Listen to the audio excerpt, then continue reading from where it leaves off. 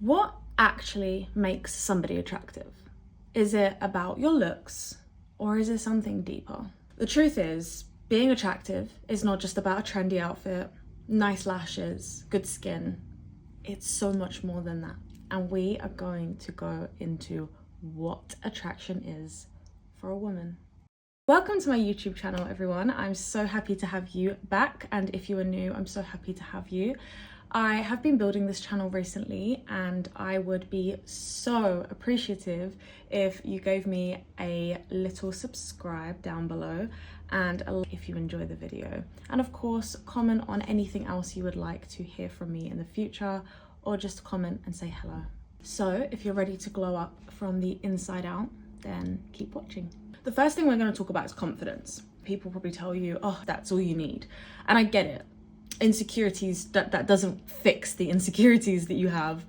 It doesn't tell you that you're suddenly the most beautiful person in the world. But I'll tell you what confidence does do.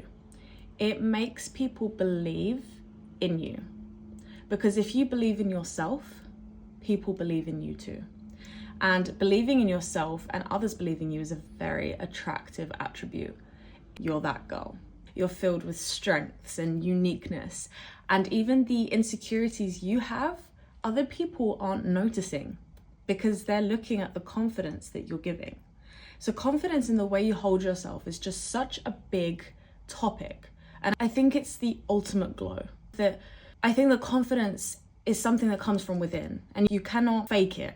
And I know there's going to be so many people on the internet that are like, fake it till you make it, and you can fake confidence until you become confident. And that's got me through a lot. I will say throughout my life, if I've gone to an event or I've done something and I just say to myself, come on, Caitlin, snap out of it, look confident, you've got this. And I've put on that show for a while. It does seem and come across like I've got my shit together, but ultimately I don't. And inside you'll always go home feeling that lack of something, the lack of love for yourself, that lack of beauty that you feel in yourself. You'll always strive for something, whether it's fillers and surgery or lash appointments, waxing. And these things are obviously beautiful and they obviously do have an effect on your confidence, but confidence comes from inside. What do you feel about yourself as a person? How do you feel about you when you look in the mirror? Do you just see the external, or do you really see the happiness or the sadness or the, oh my God, a massive bee is trying to get into this place. I just think that comparison and negative talk and all of this kind of stuff screams insecurity. And when you scream insecurity, people are going to see the insecurities in you. They're going to see the negativity in you. And that is an unattractive trait. It's just obvious when you talk to somebody and they have their head down and they don't want to talk and they're like, oh, that girl's fat, that girl's ugly, that girl's... You don't want to be around them. Even as a man, why would you want to be around a woman who tears others down? It's not attractive. Confidence screams, I'm not perfect, but I'm magnetic. I'm somebody that people want to be around. I have this aura and this energy and I make you feel good about yourself because I feel good about myself. And then you have other people, they don't make you feel good about yourself because they don't feel good about themselves. Another thing is body language. Body language is huge, right? Eye contact, smiling, being present. It's such a massive thing. And I think people look over it, and posture even. How are you sat at a meeting? Are you looking like you don't want to be there and you're a bit awkward? See how I use my hands?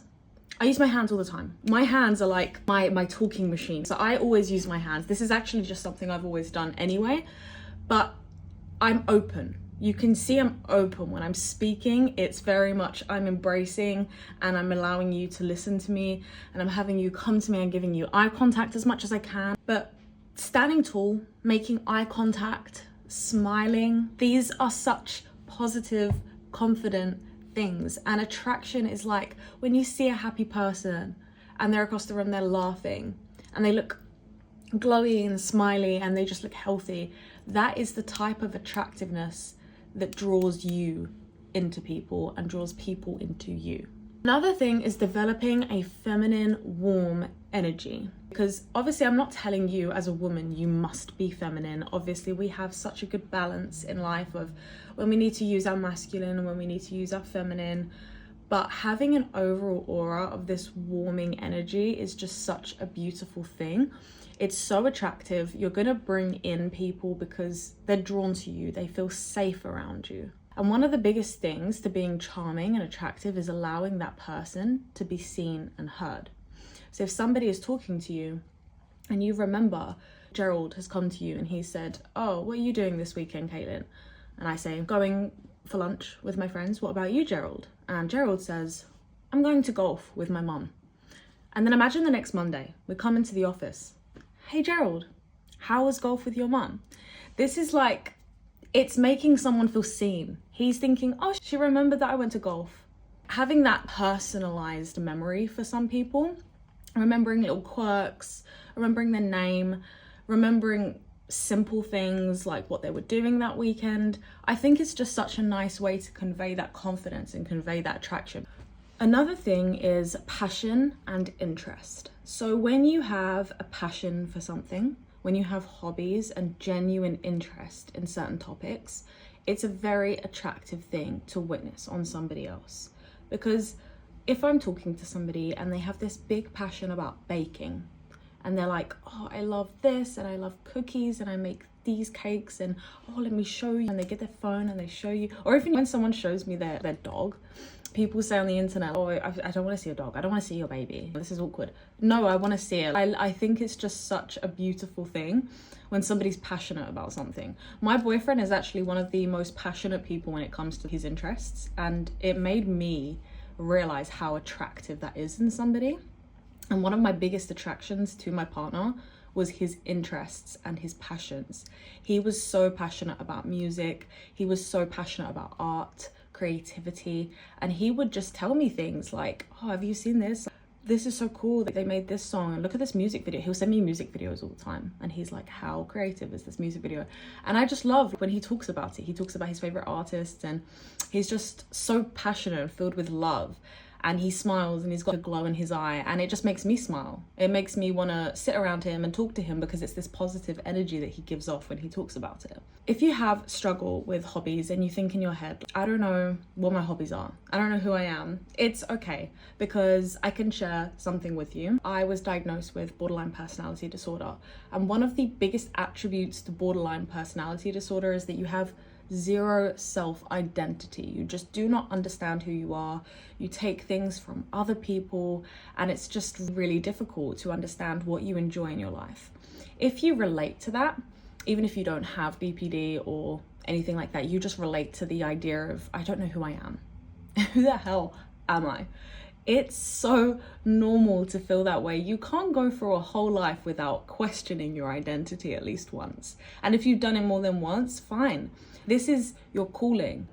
This is the world calling you to say, "Hey, we need to recreate. We need to rebirth ourselves. We need to find something that we love. We need to find a passion. And I'm going to bring you," this is what the universe tells us, "I'm going to bring you down to your low point because I need you to see that you need to find something that makes you passionate. I need you to find purpose and a fulfilling life. And you haven't done it yet. And that's fine. There's no rush, but I want you to feel it.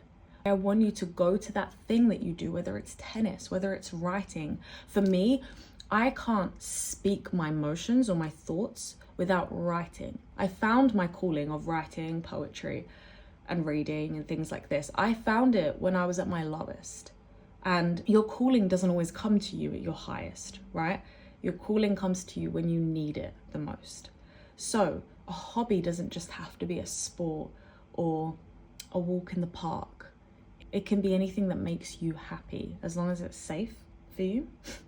I don't want to start promoting things now, but as long as it's something that makes you happy and fulfills you and makes you set goals and fulfill yourself, naturally you're going to radiate this passion and attraction in yourself because you're enjoying life. Enjoying life is the biggest hack to attraction. Emotional intelligence. This is so big. I can't tell you how attractive it is when somebody controls their emotions. I don't care if you're a man, I don't care if you're a woman.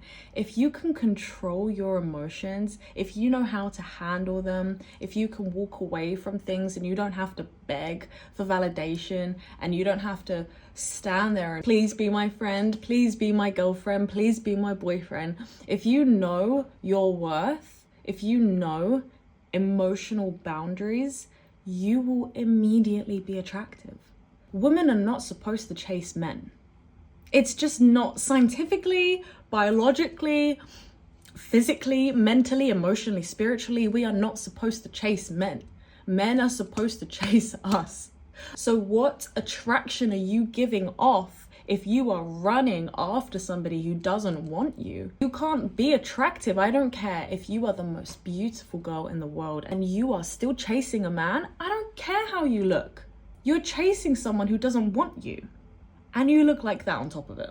You have to learn to walk away from things that do not serve you. Even if it feels sad at that moment, it doesn't always mean that it's sad ultimately as an outcome. Sometimes things hurt, even when you feel like they're not supposed to hurt and you think this feels wrong.